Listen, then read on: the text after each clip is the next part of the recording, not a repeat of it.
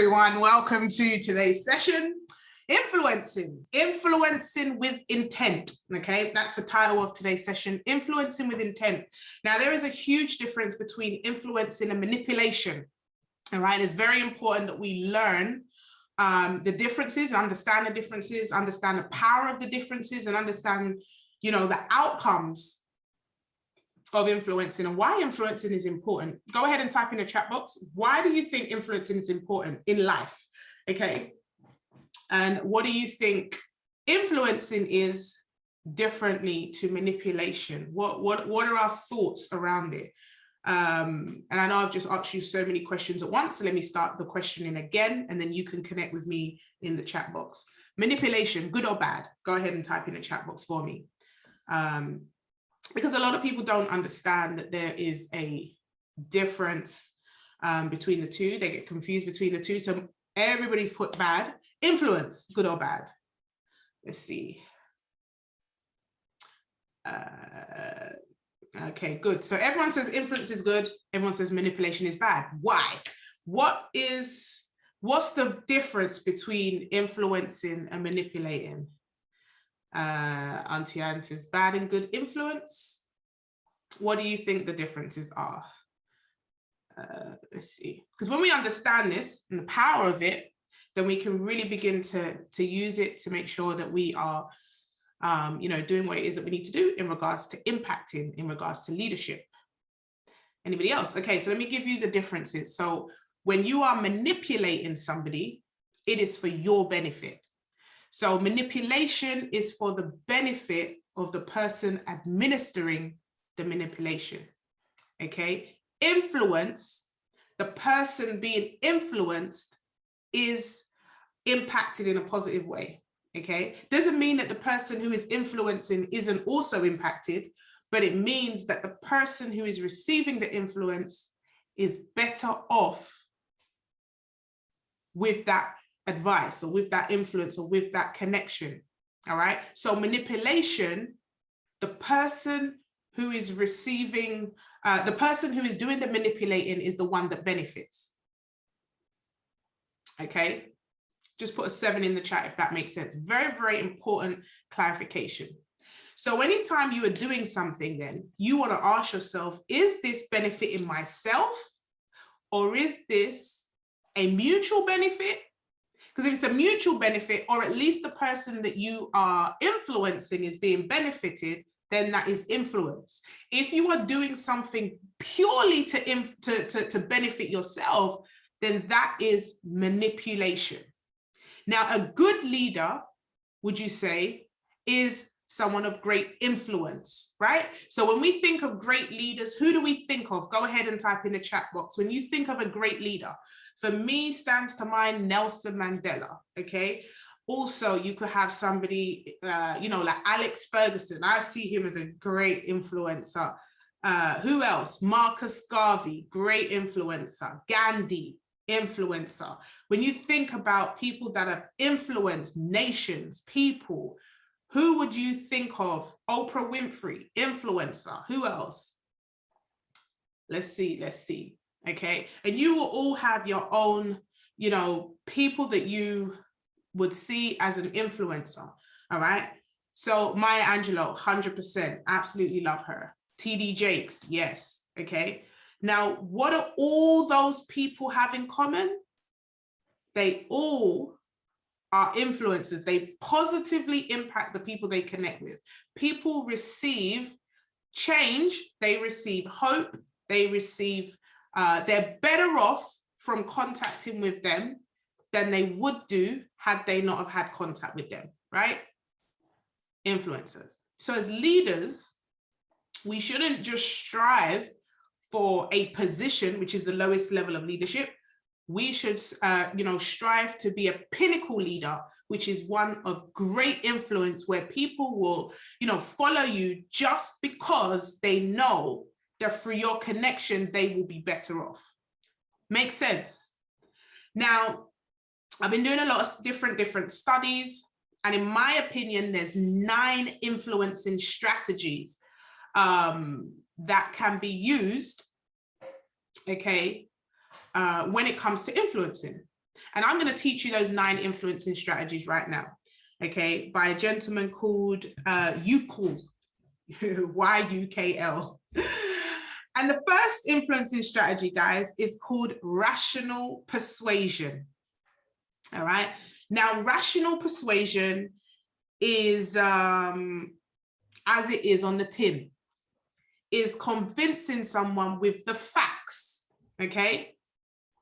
Convincing someone with a valid reason, rational logic, or realistic facts, okay?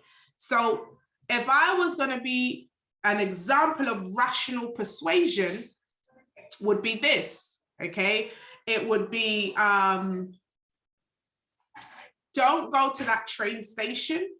I've just seen on the news that the train station is closed. Okay, that's a rational persuasion. I'm now stopping you from going somewhere because I've got a fact in front of me that is telling me to tell you not to do it. So I tell that to you straight away, you're going to be like, okay, cool. You may take my word for it straight away. You may check it out yourself, but ultimately it's going to save you some time. At least you don't have to go all the way to the train station. And now you're going to see that that train station is closed. Okay. That is rational persuasion, where you are giving a fact. Okay. Now, the next one is inspirational appeal. Okay. Inspirational appeal. Inspirational appeal. Sorry, someone keeps on calling me. So a tactic that builds on somebody's emotional values or ideas, okay? So inspirational appeal could be, I'll give you an example, could be using a Bible quote, okay? So I could influence you by saying this, you know, remember who you are. You are, you know, you are God's creation. I believe that you can do this because you are somebody who I see is here to help nations and generations. The word says. So I'm tapping into your values, your beliefs. Make sense? How many of you know somebody that you could give them the facts all day, every day, and they ain't gonna pay no mind? So I could tell you, come in and join my mentorship program. Come in and join my academy. People are making money every single day. Here's the proof. And they don't listen. But then they go to church. Someone lays hands and said, God's told me that you're going to have an opportunity that's going to come knocking on your door. Got it? All right. Inspirational appeal. The next one, consultation. Consultation. Now, consultation is a powerful tactic because it gets other people involved in the planning, in the decision, right? So consultation focuses on other people's participation during the process of making a decision. Okay, other people's opinions, a collaboration, right? That is consultation. So for example, okay, consultation, a tactic that focuses on getting other people's participation and ideas. So for example, I could say to you guys, what do you think? Okay, what do you think about having, I don't know, a 90-day challenge? And you guys say, oh, that's a great idea. What do you think we should do? And you bring the ideas to the table. I'm still influencing you because I put the question forward, but I didn't tell you the answer. Because you could tell, all right, let me tell you about this when it comes to, okay, relationship, a man, right? Consultation works. So you could say like, oh, babes, I'm tired. I don't want to go out tonight. And that's you making that decision. Or you could say, babe, what do you think? Do you think we should go out tonight? Or do you feel a little bit tired? Now, I didn't say we ain't going out, but I asked the question in a way that is a consultation, right? Oh, you got it, Sabrina. And sometimes it is just as simple as the way that you ask the question, whether or not you're going to influence that person or not, or whether you tell. If you are somebody who's always telling, so if let's go on to the next one. You guys get it. The next one is ingratiation. Okay, ingratiation. Ingratiation. I'll spell it for you guys just to make sure that we've got the right spelling for it. Ingratiation.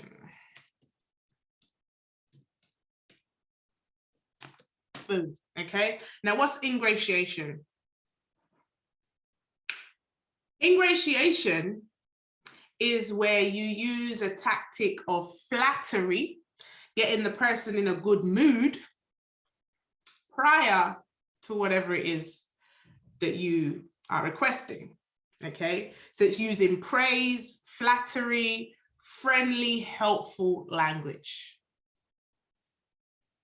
All right. So for example,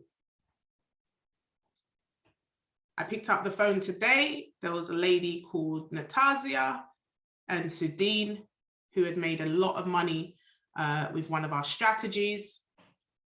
And I was like, girl, you guys are smashing it. Like, you literally, I can't even believe you just came in yesterday and you have smashed it out the park.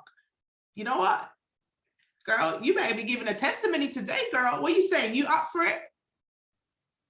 That's ingratiation, right? I didn't just ring and say, hey, can you do a testimony? No. Ingratiation is through flattery, through giving praise before you make your request known, okay? I'm giving you the source here, guys. I hope you guys are taking notes, right? I'm giving you the source. The next one, personal appeal. Now, personal appeal is a tactic that you use with a friend, someone who is loyal to you, right? Someone who is loyal, you use this tactic with a friend, okay? Almost like a favor, a request. All right? So I could call Auntie Anne and say, Auntie Anne, I beg you do me a favor. And Auntie Anne would be like, what do you need? So Auntie Anne, when you're on your way, can you get me some, I don't know, Ardo bread? And she'll be like, yeah, sure. I can ask Auntie Anne to do that without having the logic. I don't have to go, Auntie Anne, I've run out of Hardo bread. I don't have to give her the facts. But as a friend, I can ask her for a favor. I can ask her to do something for me. I'd say, Auntie Anne, I beg you to do me a favor. Okay, can you open that call for me, please? And she'll go, yeah, sure. Right? Look at her face. That's personal appeal. Okay, the next one is exchange. Okay. Now, exchange is a tactic that is, you do for me, I do for you. Almost like a scratch each other's back type of thing, right? So I'd say,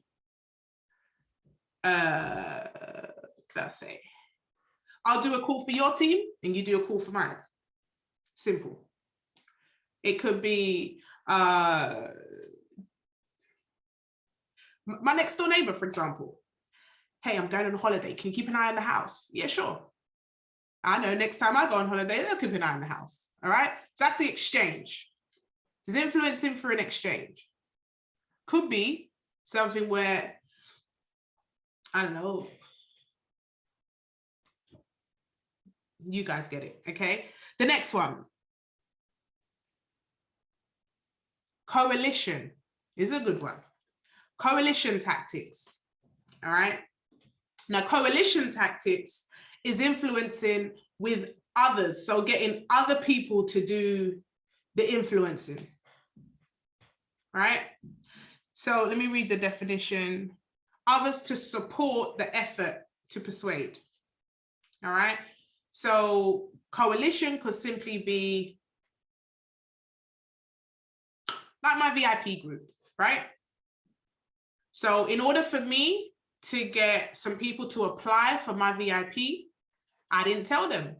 I brought other people on to give testimonies. Tell me why you like the VIP. Tell me what's been good for VIP for you. That's coalition tactic, right? So I don't have to do the message all the time. I get other people to give a testimony.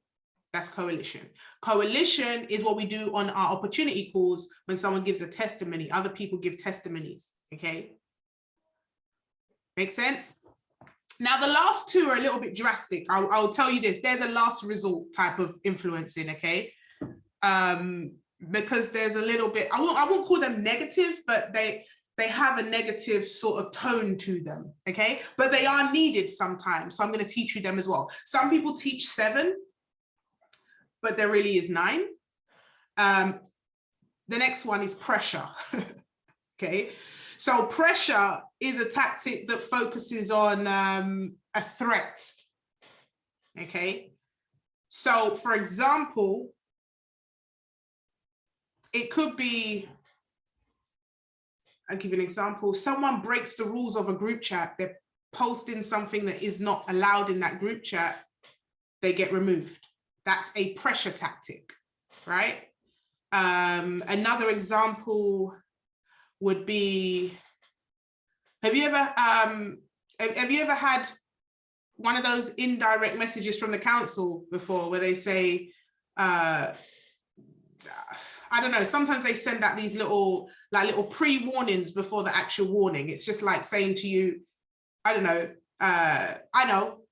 No, that's not it. Pressure would be like a threat. So, you know, like if you have missed the council tax, you've missed the council tax, if you don't pay, then we're gonna, I don't know, we're gonna file for court or something like that. That'll be a pressure tactic, right? And then the last one is legitimating tactics. So legitimating tactics. Now this is one that directly, very similar to the pressure one. The pressure one does not have to involve authorities, but legitimating tactics involve authorities like compliance, like the police or something very, very strong. So it could be in the sense of like, you know, ex-husband's harassing you. If you keep coming here, I am going to call the police and get an injunction on you, right? So I'm influencing him not to come back to my house because I am telling you I'm going to get an injunction on him.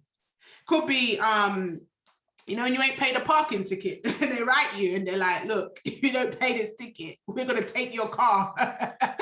That is what you call a legitimating tactic, okay? All these influencing tactics happen to us every single day. Now, as a leader, you have to decide which one is best in which situation and for the people that you serve. Now, what are the dangers of using the wrong tactic on the wrong person? The dangers are, if I used, for example, if I used rational persuasion with Auntie Anne, we would fall out. If I called Auntie Anne and I was just like, Auntie Anne, look, right now, you are 100 people away from chairwoman.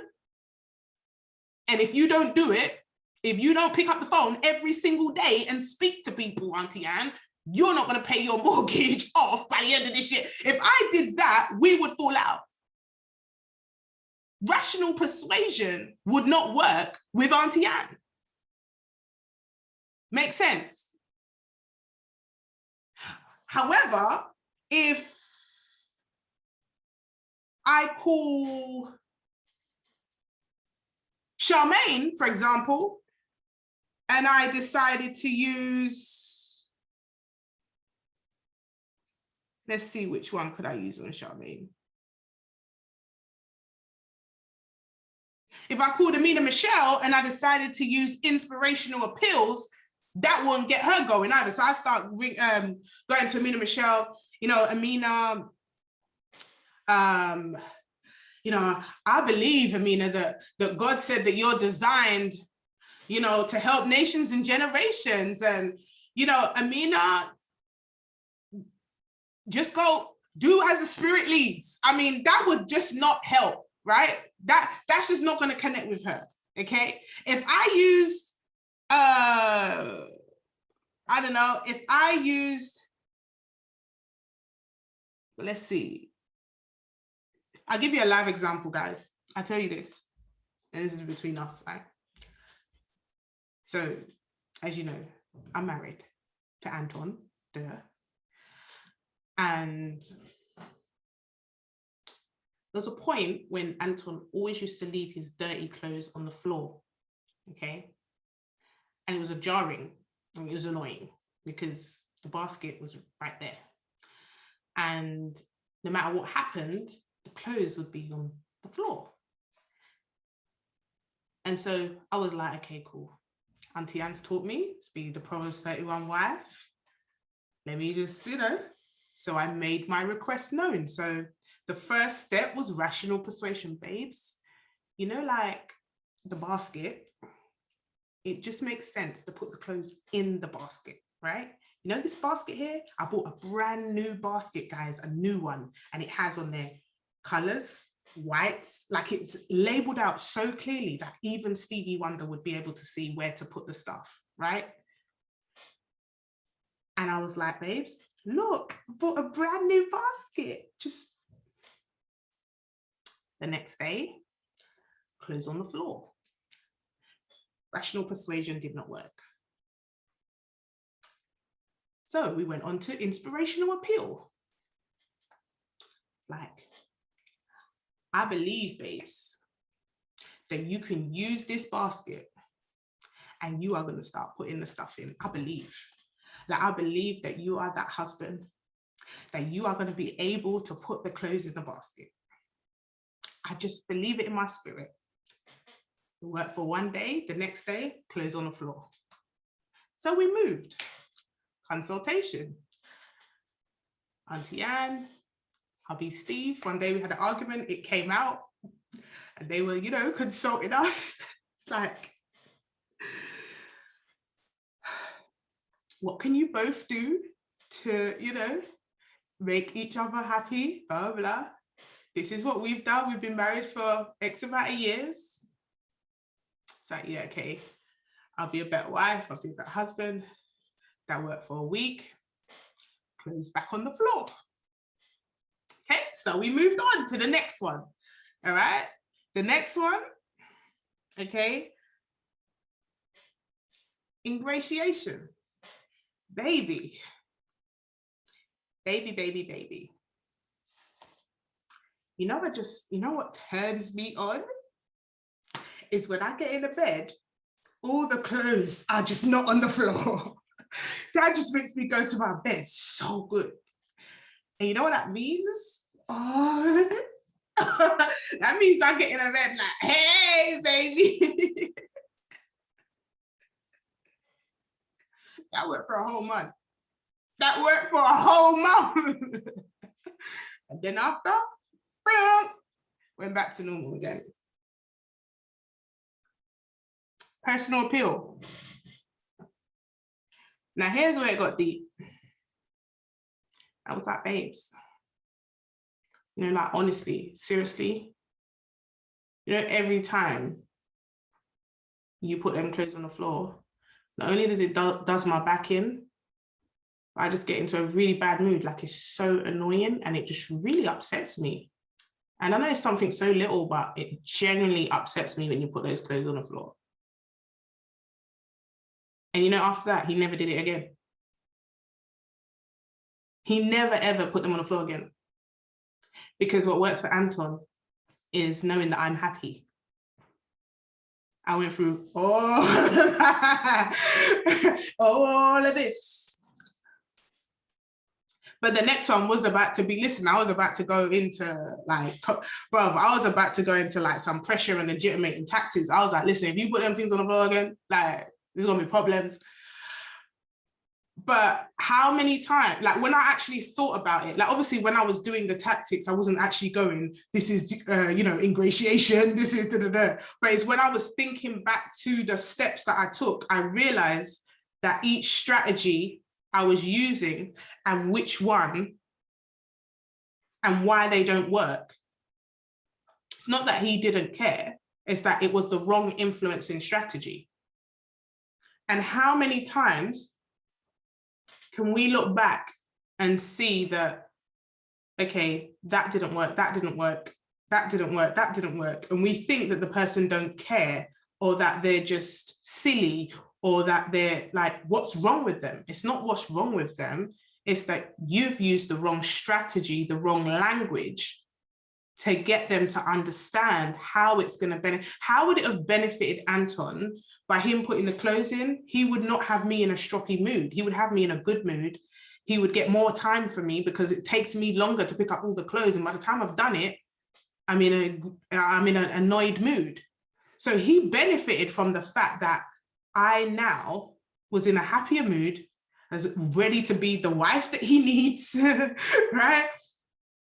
And he got me in a good way, but I had to be able to explain to him, I had to be able to communicate to him in the way in which he understood. Now, here's the thing, you guys all serve in different capacities to different people, even if it's not in your team, in church, in your relationships, even the children. You know, if I ever say to my son, you've disappointed me, he'll cry. But if I tell him the facts, he'll be fine. If I do all of that stuff, but you can tell when you understand somebody's influencing strategy, you can change their life just by how you speak to them, just by how you communicate with them. And this is emotional intelligence, right? Because you guys are gonna be like, oh my God, you've done that to me before. And it's not manipulation, it's just communicating with someone where you know exactly what is going to work for them, right? Now, maybe you don't call it ingratiation and you're like, oh my gosh, I do that all the time, right? But it's being now aware of what it is that you're doing, aware of consciously choosing the strategy that you are going to take with the individuals that you're working with. So every time you speak to somebody, what's your strategy? Or are you just speaking loosely, hoping to change them, but not really thinking to yourself? How many times has somebody switched off during a conversation with you? Most of the time it's because you got the wrong strategy. If you haven't motivated someone to move yet, it means that the strategy that you're using isn't working. That's facts. And so it means if you haven't used 9 different strategies, 7, in my opinion, what strategies do we have in the academy right now? Someone doesn't pay, they're removed. That is a legitimating tactic, right? That's a strategy. But then you wouldn't use that strategy for everything. So if someone doesn't come onto your call when they're supposed to, remove them out the chat. That would be crazy, right? So you have to know when to use what strategy. What strategy will you use? So a pressure strategy is if you come late, you get locked out the call. That's a pressure strategy, right? What strategies will you use with your people that you're working with every day to get the best out of them so they get the best outcome for themselves? Okay. And it's very important to be aware of it. If you do the wrong strategy with the wrong person, you could potentially turn them off. Auntie Anne, real quick.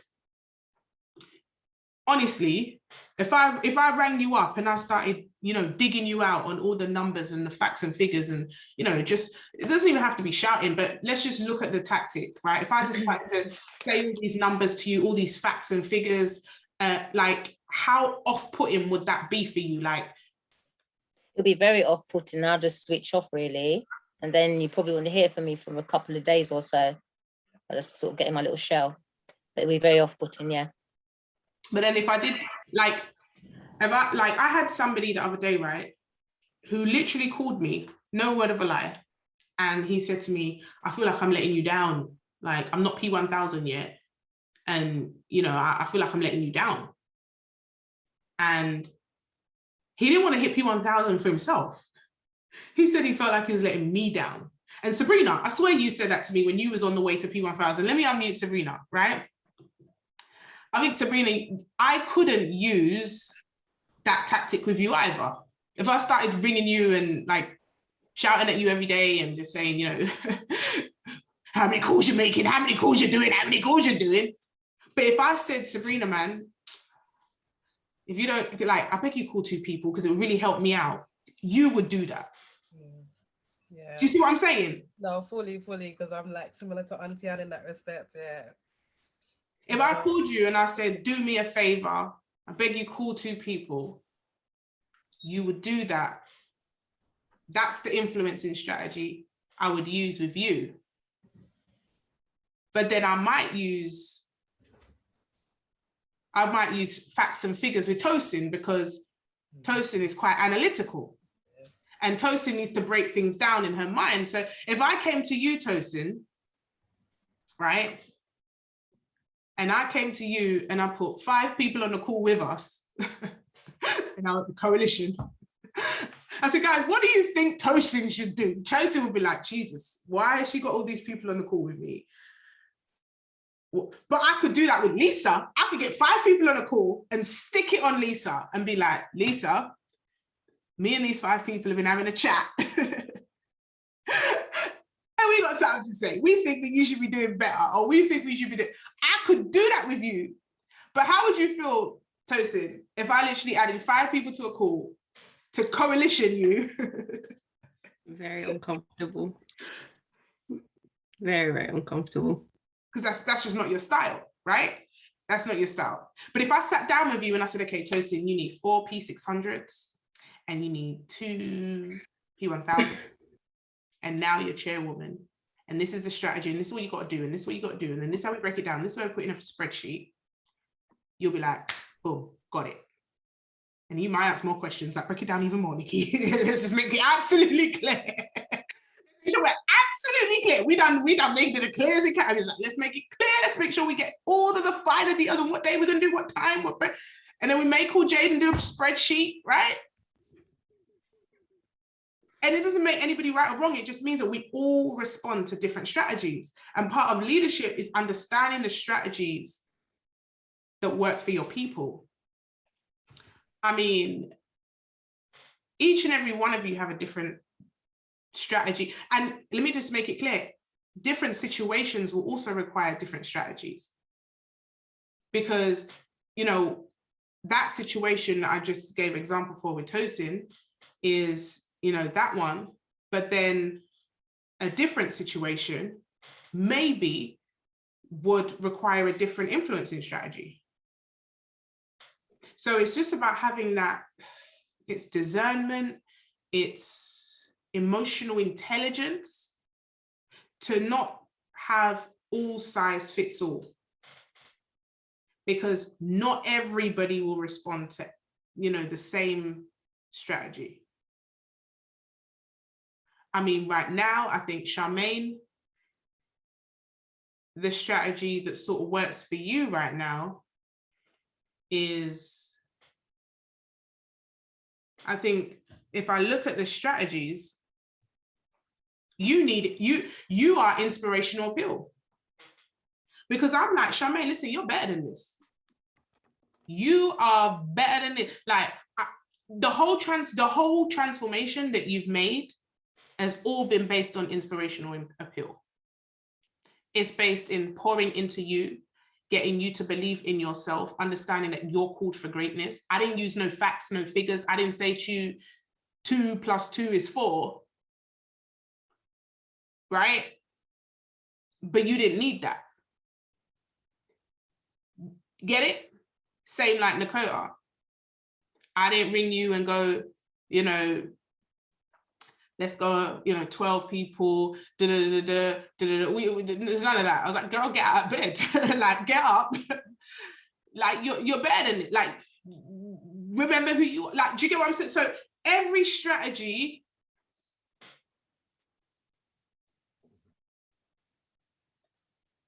think about the type of strategy that works for you, yourself. And then what I want to do is give you some homework. I want you to write down 5 people do you want to influence over the next 7 days?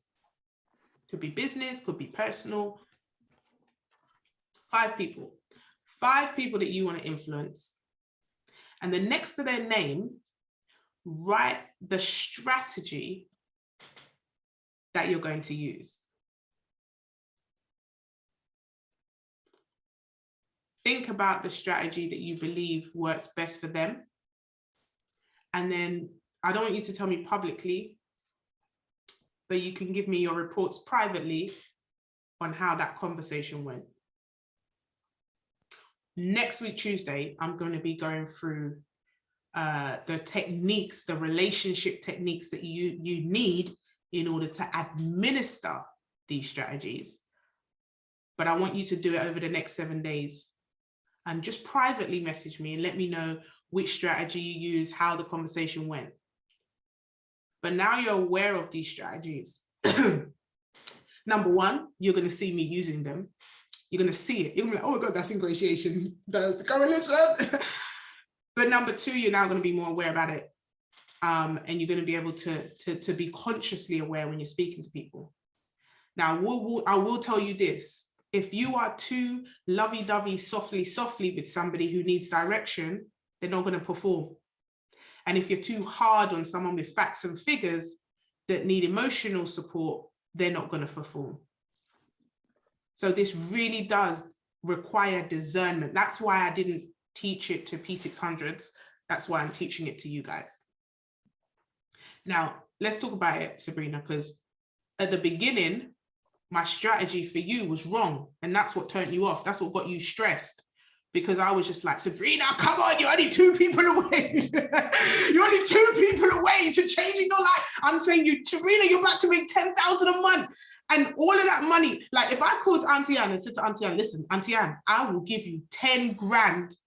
I will give you 100 grand tomorrow if you bring in 1 person. That will not move her, bruv. Like Auntie Anne will be like,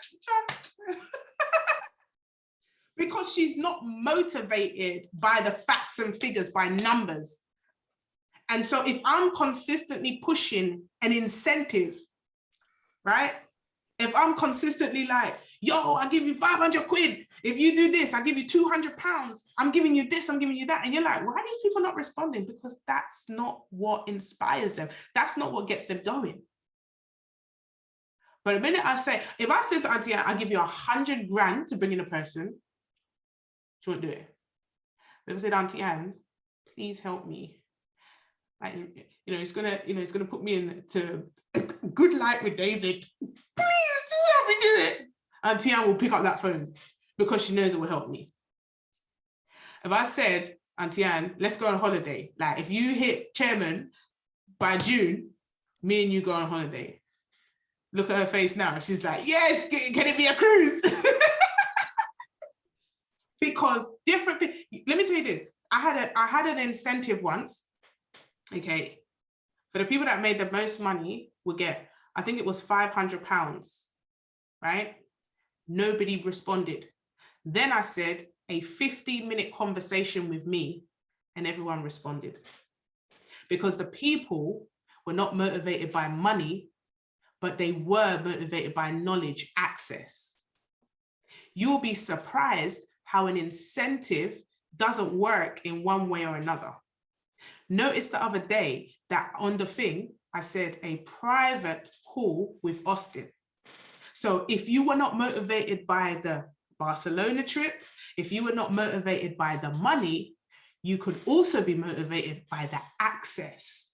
So I'm ticking the boxes of different types of people that may not be motivated by certain things. That's strategic. So be very, very mindful when you're throwing out money, some people may not want it. So you have to make sure that you leverage other things that will tick the boxes of that person's inspiration. So boom, I'm